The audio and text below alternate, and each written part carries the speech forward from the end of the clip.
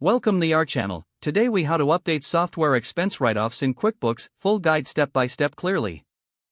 To update software expense write-offs in QuickBooks, start by opening QuickBooks on your computer. Log into your account using your credentials.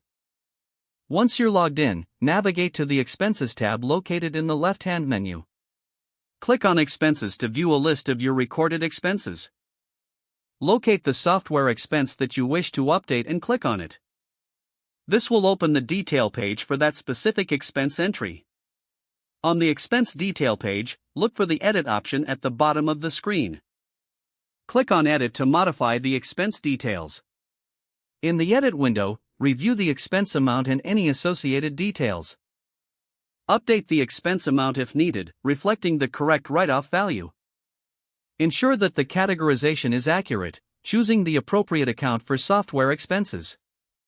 If applicable, adjust the date of the expense to match the corresponding period for the write-off. After making the necessary adjustments, double-check all entries for accuracy. Once confirmed, click on the Save and Close button to apply your changes. If you need to update additional software expenses, repeat the process for each entry. To review your updates, return to the Expenses tab after saving. Check that the updated write-offs are reflected correctly in your expense report. Consider running a report to ensure that all adjustments are accurately captured in your financial records. This will help maintain the integrity of your financial data moving forward. You're now ready to continue managing your finances more effectively in QuickBooks. If the page does not load, refresh the browser or try again in a private or incognito window. Make sure you are using the correct email address, then retype it carefully to avoid small typos. If your password is not accepted, use the Reset option and create a new strong password you can remember.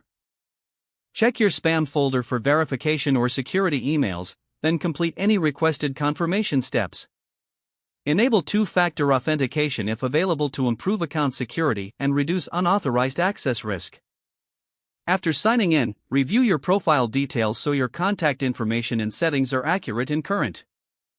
If you see an error message, note it down and try again after restarting your device and internet connection. Log out when you finish, especially on shared devices, to keep your account and payment information secure. Don't forget to like this video and subscribe to our channel for more step-by-step tech guides.